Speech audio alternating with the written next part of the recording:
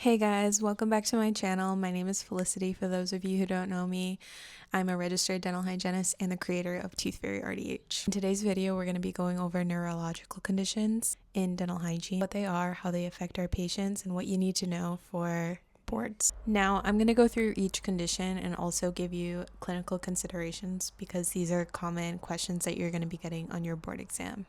Starting with ADHD. This is a neurodevelopment disorder characterized by impulsivity, inattention, and hyperactivity.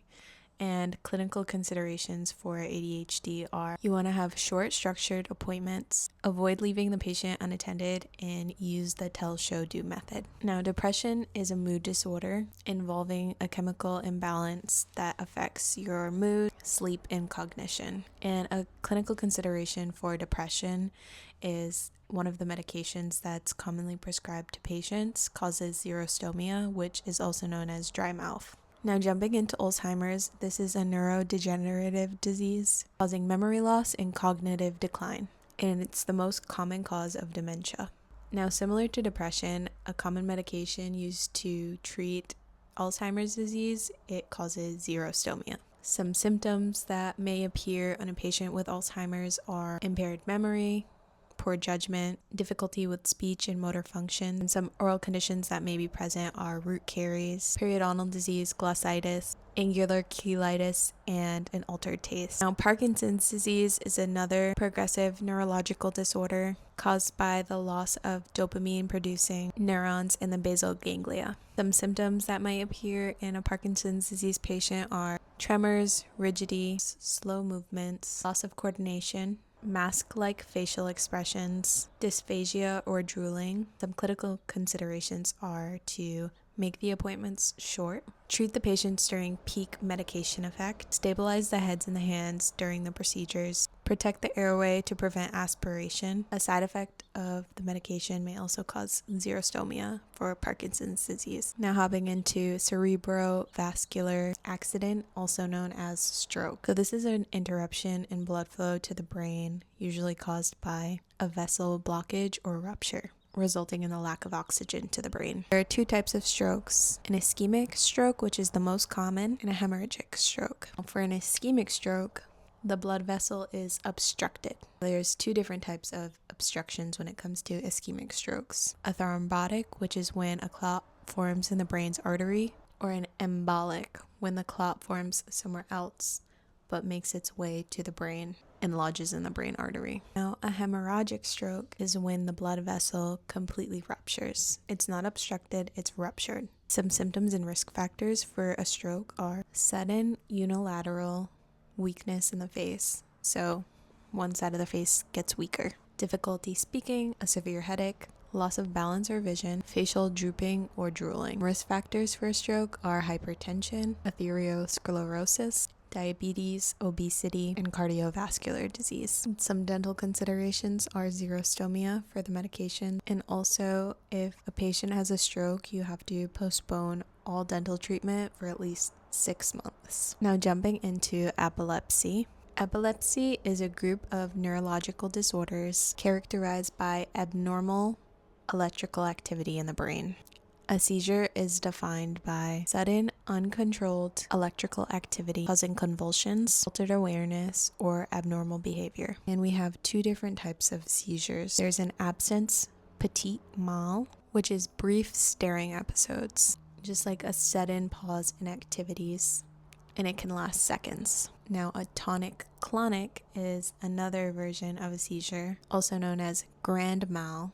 You can tell that petit mal is going to be a smaller seizure, whereas a grand mal is going to be a bigger seizure. And this is when a patient has total loss of consciousness. Tonic means muscle stiffening, and clonic means rhythm jerking. Some dental considerations for epilepsy are gingival hyperplasia, which is commonly caused by a seizure medication known as Dilantin. Oral trauma is very common during seizures. And some clinical considerations are to avoid bright lights in patients with epilepsy, reduce stress and fatigue as much as possible during their appointments, and have an emergency protocol ready. Next up, we have schizophrenia, which is a psychotic disorder Schizophrenia is a chronic psychotic disorder. Key features are hallucination, delusions, disorganized thinking. Some dental considerations are xerostomia for the medication side effects, and reduced oral hygiene due to the impaired self-care. Next up is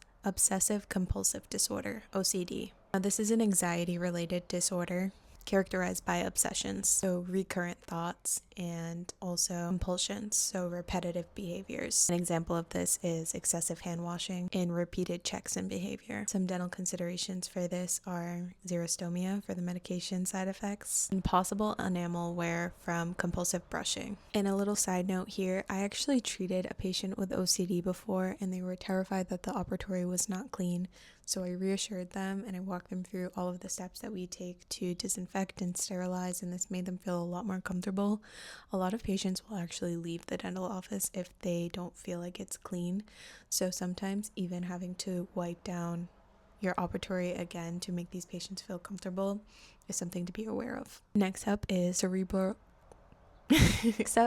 cerebral palsy. This is a non-progressive neurological disorder, so it doesn't get worse over time. And it's caused by abnormal brain development or an injury, usually at birth. Some symptoms include involuntary muscle control, involuntary movements, muscle spasms or weakness. Learning difficulties may occur in these patients, but intellectual disabilities only affect less than half of the patients. Oral conditions that may be present in patients with cerebral palsy may include drooling and hyperactive gag reflex, difficulty opening the mouth breathing, or tongue thrusting. Some clinical considerations are increased risk of oral trauma, bruxism and attrition, high risk for caries and periodontal disease. Short, well-supported appointments usually work best for these patients. Next condition is Bell's palsy, which is an acute unilateral facial paralysis caused by a dysfunction in the facial nerve, which is cranial nerve number 7. Most patients recover from this within 3 weeks to about 6 months. It just depends. Symptoms for Bell's palsy include unilateral facial paralysis, drooping of the mouth or the eyelid,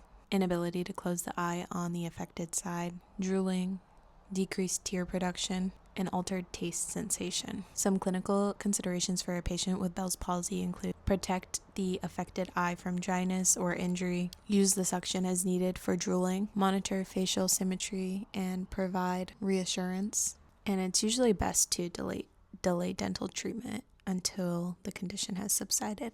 Now, jumping into multiple sclerosis, MS. This is an autoimmune disorder in which the immune system attacks the myelin sheath of a nerve. This disrupts communication between the brain and the body, and it most commonly affects young adults, and it's characterized by periods of relapse and remission. Some symptoms include fatigue, slurred speech, muscle spasms, weakness or numbness, and short-term memory loss. And now some clinical considerations for multiple sclerosis are to schedule those appointments during the points of remission. Understand that patients may experience heat sensitivity, allow frequent breaks if fatigue is present, and monitor for difficulty speaking and in swallowing. The next condition is muscular dystrophy. Now, this is a group of genetic disorders characterized by progressive muscle weakness. Muscle fibers are unusually susceptible to damage. Duchenne muscular dystrophy usually affects infants and young children, so usually from ages 3 to 5. It's more common in males, and the muscle weakness usually begins in the lower extremities and usually progresses to the entire body. Loss of walking usually occurs by the age of 12, and the life expectancy is usually from 20 to 30 years. Now, some clinical considerations when treating a patient with muscular dystrophy are anticipate that the patient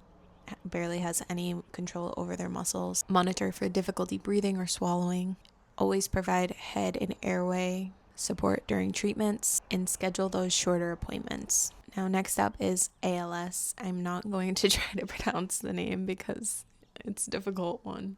ALS is also known as Lou Gehrig's disease. It's a progressive neurodegenerative disorder affecting those motor neurons. It leads to progressive muscle weakness and paralysis, and it most commonly affects adults from ages 40 to 60. Some symptoms include muscle weakness, muscle twitching, difficulty speaking or swallowing, shortness of breath, but their mental function usually stays intact. Some clinical considerations when treating a patient with ALS are to monitor that airway and breathing at all times, provide head and neck support during treatment, use a suction as needed, schedule shorter appointments. Now, next up is autism. This is a neurodevelopment disorder characterized by differences in communication and behavior. The etiology is not fully understood yet, and symptoms usually appear within the first 3 years of life. It's more diagnosed in men than it is in females, and some common features include differences in social communication, speech or language delays, repetitive behaviors or routines, sensory sensitivities, and learning differences, but this one varies widely. Some oral considerations in patients with autism are increased risk for cavities, bruxism, possible oral traumas, and difficulty tolerating dental procedures.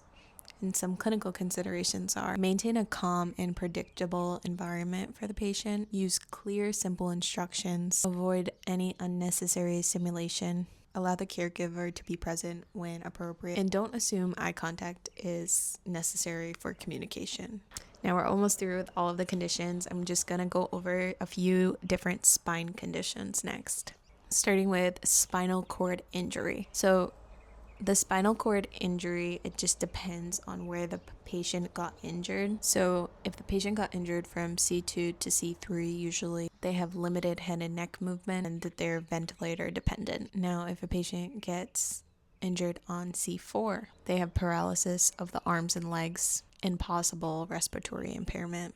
And if the patient gets injured at C5, they have limited arm and shoulder control, but they may perform some activities of daily living. An injury at C7 usually affects movement of the hands, the wrists, elbows, and shoulders. They have increased independence. And from T1 to T12, they usually have normal motor functions of the upper extremities. They have impaired trunk and lower extremity function. They may be using a wheelchair or crutches. The next spinal condition is spina bifida. Now, this is a neural tube defect caused by a failure of the spine to develop and close properly. This usually occurs in the first month of pregnancy. It results in the incomplete development of the spine and surrounding structures. The severity really varies when it comes to spina bifida, but it may result in permanent neurological deficits associated with folic acid, also known as vitamin B9. And some clinical considerations for spina bifida include increased intracranial pressure may occur, and an abnormal amount of fluid may form in the brain. And that's all I have for you guys. Those were all of the neurological conditions. I tried to break them down simple. I have slides to go with this video in my school community, so if you want the slides, then make sure you join. I have the link down below to access everything. My community is called Tooth Fairy Club. And if you guys have any questions or anything, leave a comment down below. I'm happy to answer it. And I hope this video was helpful. I'll see you guys in the next video. Bye.